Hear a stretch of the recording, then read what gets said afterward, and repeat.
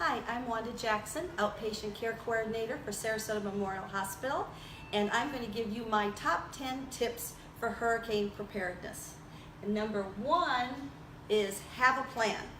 So if you're evacuating the area, make sure you leave early. The roads get very congested and crowded, and you don't want to get stranded on the road. If you're staying, make sure you have all your needed supplies. If you need a shelter, if you have pets you want to take to a shelter, you need to get registered. If you need special medical assistance, you will need to register for a special medical assistance shelter. Most shelters only do basic first aid. If you need more than that, you need to have a PSN application filled out ahead of time. And this is still going to be limited medical care, and they will have oxygen available as well. They really prefer, if you can, that you take a caregiver with you to assist. And it's a great idea to get a medical alert bracelet that has your name on it and the disability, so that we make sure we do the best we can for you. You can register by phone or on the website at scgov.net. Tip number 2, have a supply of your needed medical items. Prescriptions. It's really best if you have a 2-week supply, not only of the prescription, but a list of the dosage, the prescribing physician, and the prescribing physician's phone number. Other medical items you may need are catheters, walkers, wheelchairs, and oxygen. Wheelchairs, if it's electric, it's great to have an extra battery, but it's even better if you have a manual wheelchair. So if there's no electricity, we don't have any issues. And if you have registered at a medical needy shelter, we want you to still have enough oxygen to get to and from the shelter, and a spare cylinder as well. So tip number 3, put all those important papers in a Ziploc baggie, watertight. It's quick and easy to pick up and take along with you. You're going to want to have identification such as passport, driver's license, birth certificate, your insurance cards, your medication list, your social security card, your bank numbers, your homeowners. So all those important papers, it's good to get in that Ziploc and have handy to take with you. So now on tip number 4, we're going to prepare your property.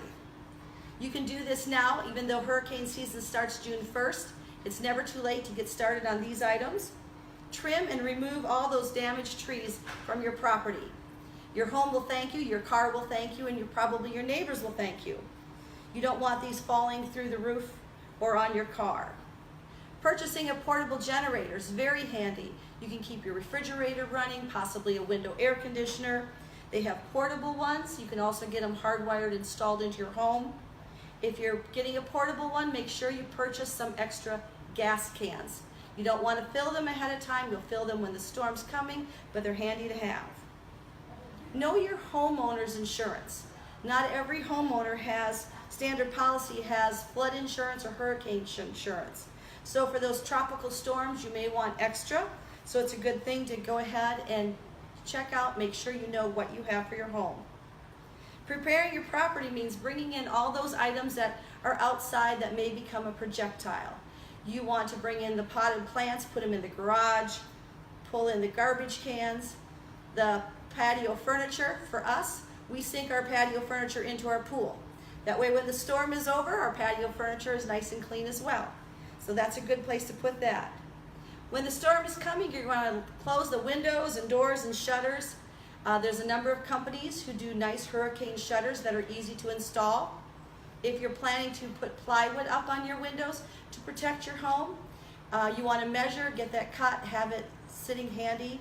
It's not always easy to get plywood right before a storm. So, and if you know your measurements, your lumber yard will actually cut that to your specification ahead of time. So preparing your property goes on a little further.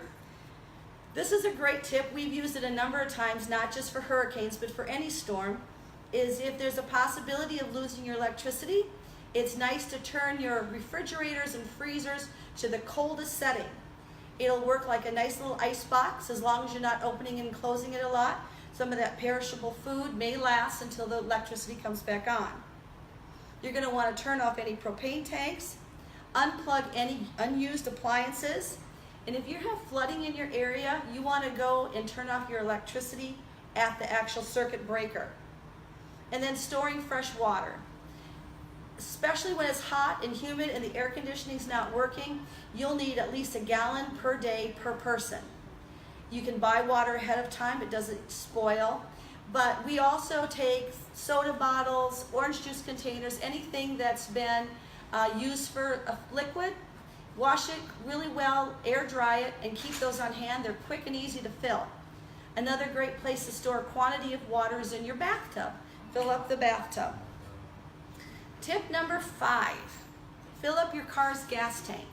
You want to fill up that tank because if the electricity goes out, those gas pumps don't run. So get your gas tank topped off. And tire sealer.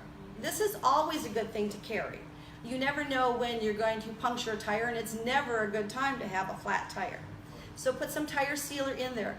Especially after a storm, there's a lot of debris sitting out, and you may end up with that flat tire, so a tire sealer can really save the day. And while you're out getting that car filled up with gas, stop by the ATM machine. You want some cash. Again, without electricity, our ATMs don't work, and you may want to have some extra cash on hand.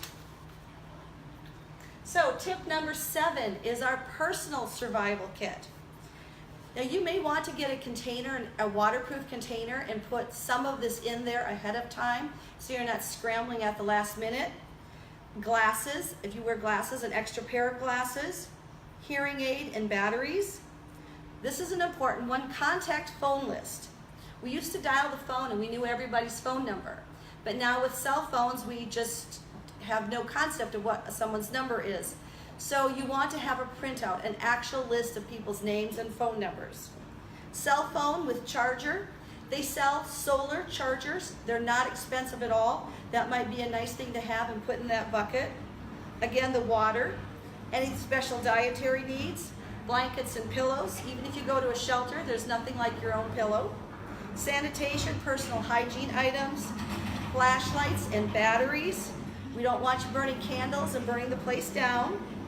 If you make an extra set of car keys and house keys, you can have them in that to-go bucket as well. Clothing, hat, shoes, rain gear. It's going to be hot. It's going to be sunny. So we want you to wear light, comfortable clothing. You're going to want the deep woods off, the insect repellent, because the mosquitoes after rain can get pretty bad. And of course, sunscreen. And let's not forget putting in that extra toilet paper in that survival kit. 8, we're going to prepare a home survival kit. Especially if you're staying home or if you come home right after a storm, these are items you're going to need right away, and it's not going to be convenient to go pick them up at the last minute. A large tarp or tarps. If the neighbor hasn't trimmed their trees and that branch falls in your house and you have a hole in the roof, putting up a tarp real quick can really save you some water damage in your home. Fire extinguisher. These are always good to have in the home. Cleaning supplies, especially a disinfectant like bleach. Large quality plastic trash bags. You can use these bags to put in valuables ahead of the storm, and then if there's debris after the storm, you can use those same large plastic trash bags and use it to pick up the trash and debris. Waterproof storage, we talked about this, especially for those irreplaceable keepsakes. I have a lot of those. You know, you have all the pictures and items the kids have given you. You want to get those in there as well. A grill with charcoal and matches. Non-perishable foods. You want to have some canned goods, but you want to make sure you also have the handheld can opener. Water purification kits and hand sanitizers are a great thing to put in that survival kit for your home. So we're up to number 9. Establish a personal support network. I know you hear on the news quite often that after a storm, the neighbors have gotten to know each other. They didn't know each other ahead of time. But get to know them ahead of time. Know who's evacuating, know who's staying, know who needs help, know who's available to help you if you need to evacuate or go to one of those shelters. And then choose a contact person outside of the local area that you can let know that you're safe. My son only lives 3.5 miles from me, but if our phone network is not working, I may not be able to reach him to tell him I'm safe or to find out how they're doing, but Grandma in Indiana might be able to be contacted. So we've made her our contact person. I call her, he calls her, we can find out how everyone's doing. But the American Red Cross also has a site.